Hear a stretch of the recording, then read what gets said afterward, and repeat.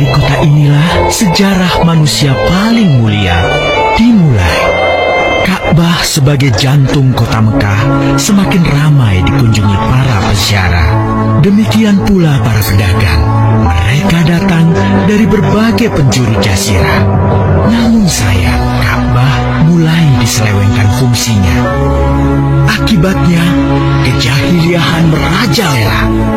Bahkan pada masa itu, memiliki bayi perempuan adalah hal yang sangat memalukan. Aib bagi keluarga. Sehingga sebagian dari mereka tega membunuh bayi perempuan mereka sendiri. Di tengah kondisi masyarakat jahiliyah itulah Nabi Muhammad dilahirkan.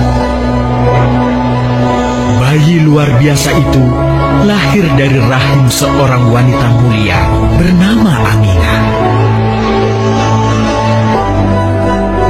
Pada saat itu diwarnai peristiwa-peristiwa yang luar biasa. 10 balkon istana Kisra runtuh.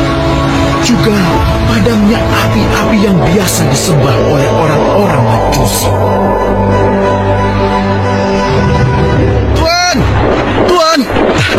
Tuan Abdul Muthalib, ada kabar gembira. Kabar gembira? Kabar gembira? Kabar gembira apa? Tuan, cucu Anda telah lahir. Benarkah? Laki-laki atau perempuan? Laki-laki, Tuan. Subhanallah, Alhamdulillah, Allahu Akbar. Kalau begitu aku ingin segera melihatnya. Mari, Tuan. Setelah mendengar itu, Abdul Muthalib bergegas menuju ke rumah Aminah.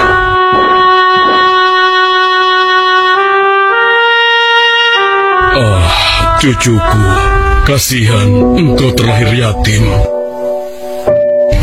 Dengan penuh kasih sayang, Abdul Muthalib membawa cucunya ke Ka'bah.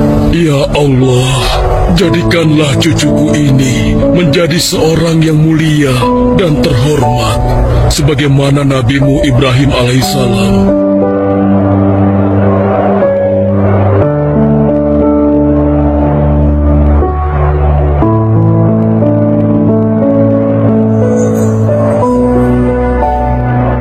Siapa namanya, Ayah? Muhammad. Muhammad? Iya, aku akan menamainya Muhammad. Artinya yang terpuji. Kehadiran Muhammad kecil sungguh memberi kebahagiaan. Tidak hanya bagi keluarga Bani Hashim, bahkan seluruh kabilah suku Quraisy menyambutnya dengan sukacita. Kemudian Abdul Muthalib mencarikan ibu susu bagi Muhammad kecil. Kita sudah berhari-hari mencari anak susuan, yang dari situ kita akan mendapatkan imbalan yang cukup. Namun hingga saat ini belum juga kita dapatkan. Ya, istriku, aku mengerti. Apa kita terima saja bayi yatim itu? Muhammad maksudmu? Iya, cucu dari Abdul Muthalib. Kasihan dia. Hampir semua teman-teman dari rombongan kita tidak ada yang mau menyusuinya, karena tidak ada harapan untuk mendapatkan imbalannya dari ayah bayi itu. Betul juga engkau, istriku. Kasihan anak itu. Aku mendukungmu jika engkau susui dia. Mudah-mudahan Allah memberikan keberkahan bagi kita. Halimah segera mendatangi Abdul Muthalib. Dia bersedia untuk menjadi ibu susu dan pengasuh bagi Muhammad kecil. Betapa gembira Abdul Muthalib mendengarnya. Halimah dari Bani Sa'ad itu akhirnya dipercaya Abdul Muthalib untuk mengasuh cucunya 2 tahun lamanya. Ayo istriku, kita berangkat sekarang. Sebentar lagi suamiku. Insya Allah kita berangkat sampai anak ini kenyang. Kalau begitu aku lanjutkan berkemas-kemas dahulu. Hah? Ada apa suamiku? Lihat, unta dan keledai kita. Mereka demikian sehat, tidak seperti sebelumnya. Subhanallah. Betul suamiku, tidak seperti kemarin. Demi Allah, kau tidak salah memilih istriku. Kau telah mengambil anak yang dipenuhi dengan barokah. Allah melimpahkan keberkahan atas Halimah dan suaminya. Mereka pulang ke kampung Bani Sa'ad dengan penuh rasa syukur. 2 tahun berlalu sudah. Tugas Halimatus Sa'diyah sesungguhnya telah usai. Saatnya Muhammad kecil harus dikembalikan kepada ibunya. Terima kasih Halimah. Engkau telah merawat anakku dengan baik selama 2 tahun. Tidak ada yang bisa kuberikan kecuali aku berdoa. Semoga Allah memberkahi engkau dan keluargamu. Amin. Saya juga bersyukur diberikan kepercayaan dan kesempatan merawat anakmu, wahai Ibu Aminah. Namun, begini Bu, mohon maaf. Kalau boleh, izinkan aku merawat Muhammad lebih lama lagi. Aku masih sangat sayang padanya. Baiklah, kalau begitu aku setuju dengan usulmu. Bawa dan rawatlah Muhammad sebagaimana dia anakmu sendiri. Terima kasih Ibu. Terima kasih. Begitulah Muhammad kecil kembali ke tengah-tengah Bani Sa'ad. Ia tumbuh menjadi anak yang memiliki banyak teman karena kemuliaan akhlaknya. Tatkala berusia sekitar 4 tahun, terjadilah suatu peristiwa. Muhammad, Bu! Muhammad! Muhammad? Kenapa Muhammad? Muhammad dibawa orang. Hah? Dibawa orang? Diculik? Coba ceritakan. Ketika kami tengah bermain, tiba-tiba ada orang dewasa datang. Dia langsung membawa pergi Muhammad dan membunuhnya. Hah? Membunuhnya? Ya Allah, di mana? Di mana? Antarkan ibu ke sana. Dengan perasaan cemas, Halimah bergegas menuju tempat itu. Dan dilihatnya, Muhammad kecil tengah terduduk. Muhammad, apa yang terjadi denganmu? Dengan sangat tenang dan jelas, Muhammad kecil menceritakan apa yang telah terjadi. Bahwa seseorang telah membelah dadanya, mengambil hatinya, kemudian mencucinya dan mengembalikannya lagi ke tempatnya semula. Maka sesungguhnya yang datang itu adalah malaikat Jibril. Dia ditugaskan Allah untuk mencuci hati Rasulullah sehingga bersih dari segala kecenderungan setan. Subhanallah, sungguh anak ini bukanlah anak sembarangan. Sebaiknya aku kembalikan saja kepada ibunya. Peristiwa itu membuat Halimah sangat khawatir. Maka bergegaslah Halimah mengembalikan Muhammad kecil kepada ibunya. Menginjak usia yang ke-6 tahun, Muhammad kecil diajak ibunya untuk berziarah ke makam ayahnya, Abdullah di Yathrib. Dalam perjalanan pulang kembali ke kota Mekah, Aminah pun jatuh sakit. Dari hari ke hari, tubuhnya semakin melemah hingga di sebuah kota bernama Abwa, letaknya antara Mekah dan Yathrib. Aminah meninggal di sana, dan Muhammad kecil pun menjadi seorang anak yatim piatu. Sejak itulah Muhammad kecil dirawat dengan penuh cinta dan kasih sayang oleh kakeknya, Abdul Muthalib.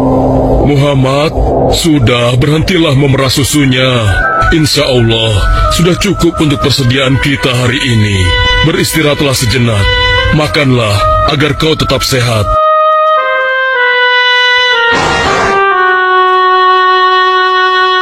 Ya Allah, betapa mulia akhlak cucuku ini. Namun, kasih sayang Abdul Muthalib tidak berlangsung lama. Saat usia Muhammad 8 tahun, Abdul Muthalib, kakeknya yang sangat menyayanginya itu, meninggal dunia. Kemudian, pengasuhan atas Muhammad pun beralih ke pamannya, Abu Thalib, Muhammad kecil tahu betul betapa sayangnya pamannya kepadanya. Di mana Muhammad? Ia tengah mengembalakan kambing milik salah seorang penduduk Mekah, suamiku. Sejak kapan dia keluar rumah? Sekitar waktu subuh tadi. Subhanallah, betapa baiknya akhlak keponakanku ini. Ya Allah, maafkan ketidakmampuanku mencukupi kebutuhan keponakanku. Sayangi dan berkahilah dia. Jadikanlah dia orang yang mulia di antara manusia. Hingga saat usia Muhammad menginjak 12 tahun, pamannya Abu Thalib mengajaknya berdagang ke Syam.